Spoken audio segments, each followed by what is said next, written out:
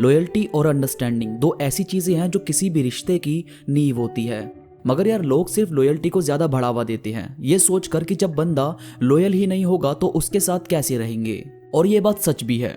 Actual में loyal होना तो किसी भी रिश्ते का सबसे पहला पॉइंट होता है। अब जाहिर है आप किसी के साथ रिश्ता बनाते हो, किसी को जानने के लिए उसकी हर पसंद नापसंद को खुद में शामिल करते हो और इतने सारे वादे इतने सारे प्रॉमिस करते हो, तो जाहिर है ना यार कि लॉयल रहना तो बनता है। लेकिन आज की दुनिया थोड़ी अलग किस्म की हो गई है। वो किसी एक के साथ तो है ही, उसके साथ साथ उन्हें बाहर के लोग भी चाहिए होते हैं। आपको पता है जितने भी रिश्ते टूटते हैं ना, उसमें 25% रिश्ते ऐसे होते हैं जिसमें एक्चुअल में सामने वाला इंसान सीरियस नहीं होता। वो बस टाइम पास करने के लिए रिश्ता बनाता है और टाइम पास करके निकल जाता है। लेकिन बाकी के 75% रिश्ते टूटने की सबसे बड़ी वजह होती है अंडरस्टैंडिंग। तो अंडरस्टैंडिंग का आंकड़ा लॉयल्टी से कहीं ज्यादा ऊपर होता है। लॉयल रहना जितना ज्यादा जरूरी है किसी भी रिश्ते के लिए, उतनी ही ज्यादा जरूरी है अंडरस्टैंडिंग। अगर आप दोनों एक दूसरे के लिए बहुत लॉयल हो, दोनों को ही कोई और पसंद नहीं आता, हर एक बात एक दूसरे से शेयर भी करते हो, मगर आप दोनों अंडरस्टैंडिंग नहीं हो, तो इससे रिश्ता खराब होने के चांस बहुत बढ़ जाते हैं। अब जैसे आपको उसका कहीं जाना पसंद नहीं है जबकि वो है लॉयल, लेकिन वो किसी ऐसे दोस्त से मिलने जाती है जो आपको पसंद नहीं है, या कोई लड़का किसी ऐसी जगह पर या पार्टी में गया है जहां आपने मना किया था, और फिर आप दोनों ऐसी बातों पर लड़ने बैठ रहे हो, तो इसमें अंडरस्टैंडिंग कहां पर आई। आप दोनों को सिर्फ खुद में पता है कि आप इस रिश्ते में बहुत लॉयल हो, मगर अंडरस्टैंडिंग मैच ना होने से आपके बीच में हुई लड़ाई और फिर आपका रिश्ता खराब। असल में ना हम सब बस आंखें बंद करके किसी भी रिश्ते में आने की सोचते हैं। हमें शुरू में यही लगता है कि सब कुछ सही रहेगा, और फिर शोर मचा मचा कर दुनिया को ये दिखा देते हैं कि हाँ हम इसके साथ हैं। और बाद में जब अंडरस्टैंडिंग मैच नहीं होती तो बस आपके व्हाट्सएप स्टेटस पर सैड सॉन्ग या सैड शायरी लग रही होती है।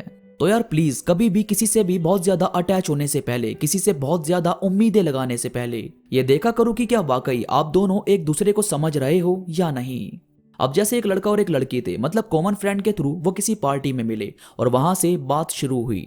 शुरू में दोनों अपनी समझदारी दिखा रहे थे कि हाँ इंडिपेंडेंट रहना चाहिए, किसी को ज्यादा रोक टोक नहीं करनी चाहिए, ओपन माइंड रहना चाहिए, और यही ब्यूटीफुल थिंकिंग की वजह से दोनों रिलेशनशिप में भी आ गए। अब जो लड़का था वो तो भाई काफी ज्यादा टाइम देता, उसे समझता, फील करता, मतलब उसने बिल्कुल ऐसा फील करवाया हुआ था कि अब उसे कुछ नहीं चाहिए। मगर लड़की का यही था कि वो अपने दोस्तों के साथ भी बिजी रहती और इसे भी वक्त देती।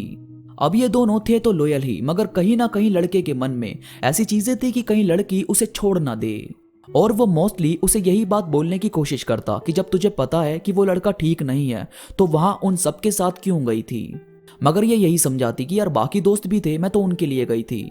मगर डे टू डे उनके बीच में एक शक जलन पैदा होने लगी। वो बार बार उसे किसी बात से मना करता और ये वही चीज हमेशा करने की कोशिश करती। तो इन दोनों में जो पहले की अंडरस्टैंडिंग थी वो कहीं खत्म होने लगी, और एंड में दोनों ने एक दूसरे से बस अलग रहना ठीक समझा।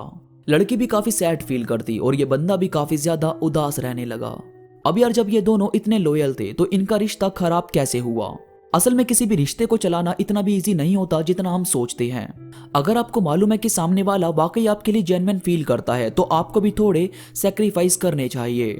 अगर ये लड़की बाकी दोस्तों से मिलने अलग वक्त पर जाती, मतलब ऐसा कि वो लड़का वहां पर ना हो, तो इनका रिश्ता अच्छा रहता, या फिर इसका बॉयफ्रेंड भी इसके साथ रहता तो अच्छा रहता, या फिर ये खुद भी किसी पार्टी में सबको इनवाइट कर सकती थी। अब यार आप अगर इस ईगो में रहोगे कि हमें रोकने वाले तुम कौन होते हो, तो भाई तुम साथ हो ही क्यों, तुम तो अलग रहो ना यार। और अगर साथ हो तो एक दूसरे के थॉट्स को समझने की भी कोशिश करो। अंडरस्टैंडिंग एक ऐसी आर्ट है जो सब लोग नहीं कर पाते, क्योंकि अंडरस्टैंड करने के लिए दिमाग लगाना पड़ता है, और यहाँ सब लोग ऐसा कोई काम करते ही नहीं जिसमें उन्हें बहुत फोकस लगाना पड़े। इसी वजह से सिर्फ अजम्पशन लगाए जाते हैं और उन्हीं के दम पर फैसला लेकर सब काम करने की कोशिश की जाती है।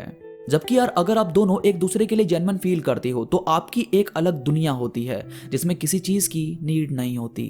आपको मालूम है कि आपको हमेशा इसी तरह से साथ रहना है, तो कभी कभी कुछ चीजें छोड़नी होगी और कभी कभी जिद करनी होगी। मगर बात यह है कि आपको अच्छे से मालूम होना चाहिए कि कौन सी चीज छोड़ने के लिए बनी है और कौन सी जिद करने के लिए। और यार एक बात और, ये बिल्कुल सच है कि यह जरूरी नहीं कि यहाँ हर किसी से आपकी अंडरस्टैंडिंग मैच करे, क्योंकि हम बचपन से बड़े होने तक कितने लोगों के साथ रहते हैं और उन्हीं में से सिर्फ एक या दो ही हमारे बेस्ट फ्रेंड बनते हैं। पता है क्यों? क्योंकि उनसे हमारी अंडरस्टैंडिंग मैच करती है। सेम चीज आपके हर रिश्ते में काम करती है। हमारी थिंकिंग, हमारे थॉट्स जिनसे मैच होते हैं, असल में वही लोग हमारी जिंदगी का सबसे खूबसूरत हिस्सा होते हैं। जबरदस्ती किसी को सिर्फ देखकर उनसे अपनी अंडरस्टैंडिंग मैच करवाने की कोशिश मत करना।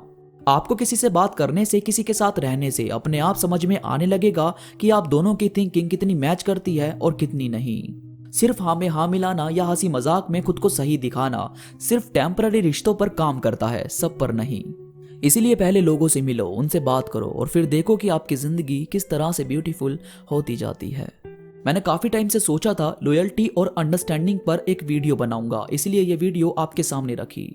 उम्मीद है अब आपको काफी बातें समझ आ गई होगी कि लॉयल्टी के साथ साथ अंडरस्टैंडिंग होनी कितनी ज्यादा जरूरी है। वीडियो को भाई लाइक करो जल्दी से और कमेंट करके मुझे बताओ कि आपकी अंडरस्टैंडिंग किस किस से मैच होती है। इसके साथ ही चैनल को भी जरूर सब्सक्राइब करो ताकि मेरी किसी भी वीडियो से या किसी भी पोस्ट से आप कभी भी दूर ना रहो।